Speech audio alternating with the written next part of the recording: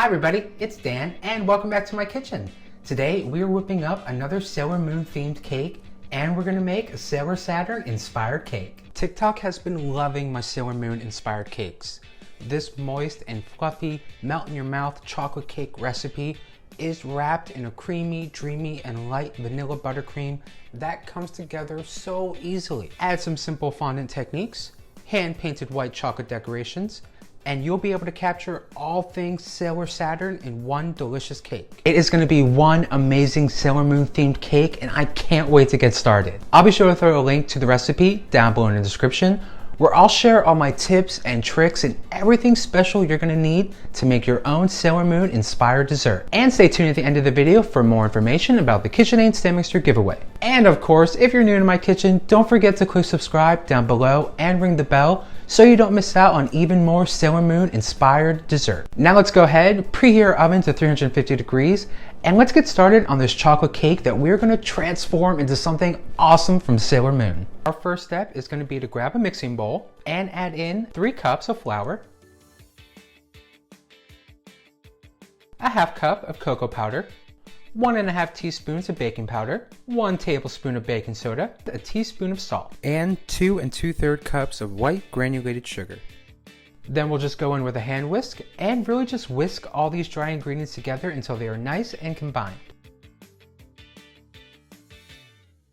Once your dry ingredients are all whisked together, scoot those to the side, grab yourself another mixing bowl, and begin adding in your wet ingredients. So first up, let's add in a half cup of sour cream, 1 cup buttermilk at room temperature, 3 large eggs at room temperature, 1.5 cups of fresh brewed coffee, 3/4 cup of vegetable oil, and 1 tablespoon of vanilla extract. Now let's just blend those together with our hand mixer, or you can use your hand whisk, until all these ingredients are fully incorporated together. Now with our wet ingredients all blended together, let's add those right into the dry ingredients and whisk them to combine. If you're using a hand mixer, mix these on a nice low speed.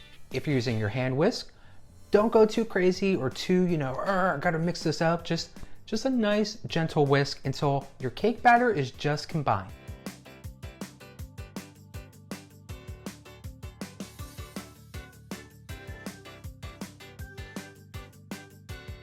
Then we'll just add the batter evenly into our prepared cake pans,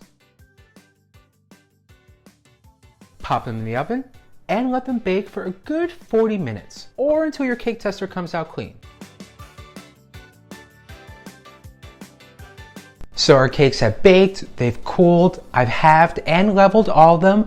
Now it's time to fill and cover with some of our delicious fluffy vanilla buttercream. Now you can fill your Sailor Moon cakes with just about anything you'd like.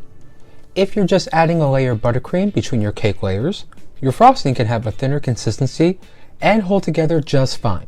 I tend to add about a half cup of frosting between my 6-inch cake layers and spread it into an even layer. You want to be sure it's nice and level. One of the keys to a cake that doesn't wobble is those nice even layers. Continue to add your next layers of cake. I like to use a cake lifter for thinner cake layers to make sure they don't break apart.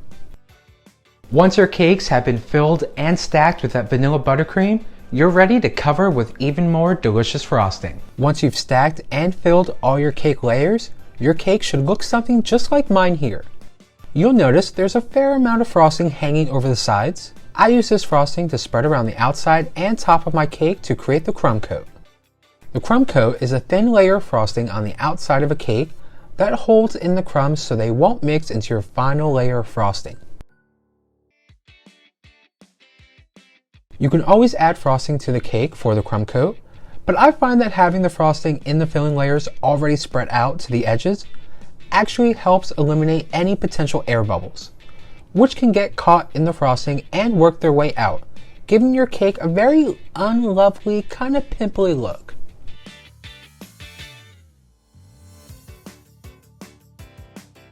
Once you have your crumb coat, you are ready to frost your cake. If needed though, you can always refrigerate your cake prior to frosting it.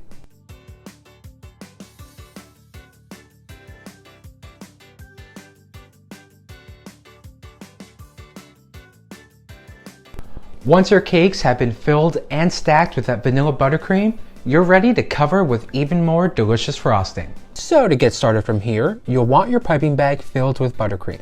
Starting from the bottom of your cake, pipe your buttercream around the edge, trying to keep even pressure on the bag so that the layer of frosting is even. You will have multiple layers of piped buttercream here, depending on the height of your cake. The top layer needs to stick above the edge of the cake though.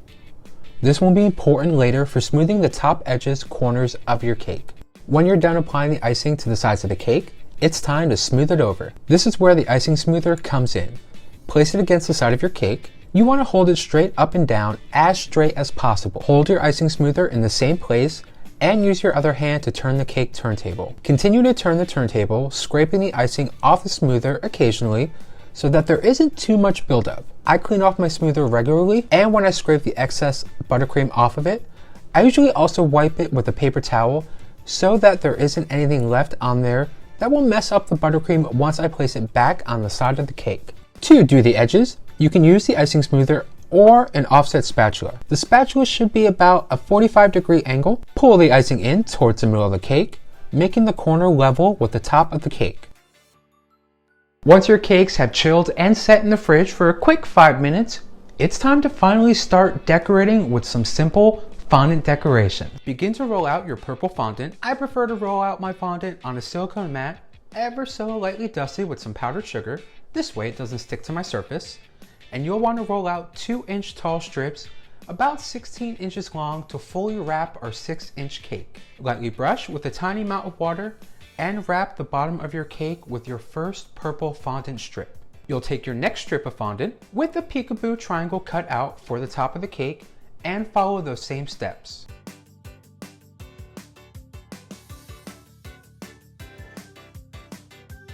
Now using our same Sailor Scout colors, we're gonna work on our Sailor Scout bow that's gonna go right on top of our cake, right in the front. So it's like a nice little pretty fondant bow.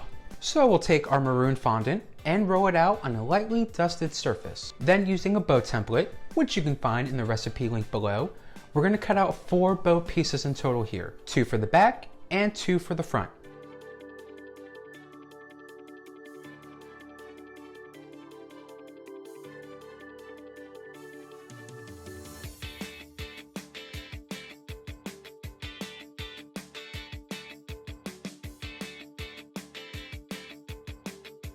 Simply pull away the remaining fondant once it's all cut out and store for another cake. Now let's brush the back of each bow segment before gently pressing into our cake. Starting with the back of the bow first, to give dimension, we're going to gently press it into our cake and then add on our 2 top bow pieces over that.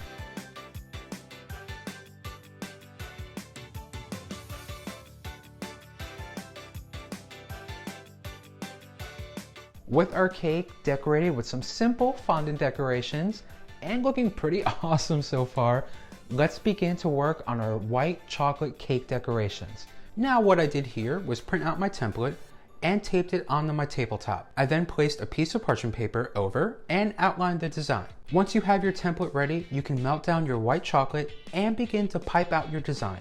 When piping the white chocolate, it should be slightly warm but not too hot. The hotter the chocolate, the more quickly it will flow out of your piping bag. If it's too cool, it will clog the hole. The key to piping with melted chocolate is to keep a bowl of very hot water close by. When your piping bag starts hardening up, just dip it in the water for a bit, pat dry, and get back to piping. Once you have the outline, you can just fill in with more melted white chocolate where needed. Now, just like with royal icing, we're gonna push out our melted white chocolate to the edges and make sure we get full coverage here. You can do that with a small skewer, a knife, or a lollipop stick. Just don't use your fingers in case the melted chocolate is still very, very warm to the touch.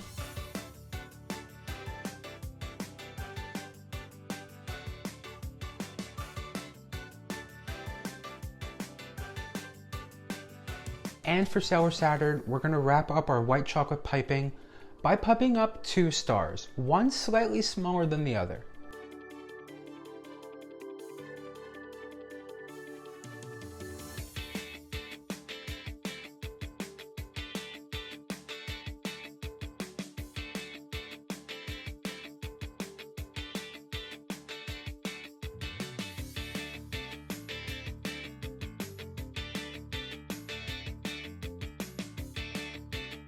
After you're done piping your white chocolate, just set it aside and let it cool and harden for a quick 10 to 15 minutes.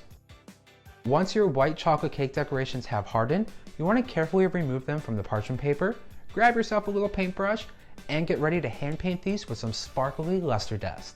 And for Sailor Saturn's Silence Glaive, we're going to be using silver luster dust. If you're not familiar with luster dust, it's a type of decorating powder used in cake and candy decorating to add color and sparkle to all your desserts.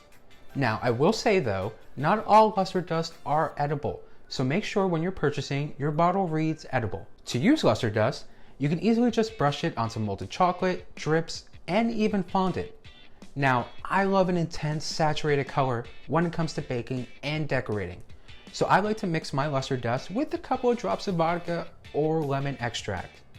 Though I do lean towards vodka because honestly, it lets me paint my luster dust with a nice consistency and dry super quick for a gorgeous saturated color. Now when you're all done hand painting your white chocolate decoration, allow to dry for a quick minute or two. It should not need longer than 5 minutes though, especially if you're using the vodka. Now that our luster dust has dried on our white chocolate decorations, it's going to be time to put all of our finishing touches on our Sailor Moon inspired cake. That is looking pretty awesome, almost too awesome to eat, but we're gonna eat it anyway. Now to wrap up our cake, we're gonna take our larger white chocolate star with a little bit of buttercream on the back of it and gently place that on top and in the middle of our fondant bow. For our smaller white chocolate star, we're gonna take a little bit of buttercream on the back of that and place that right in the front of our cake also. For the top of our cake, we're gonna take some purple buttercream and pipe on dollops on the top edge of our cake.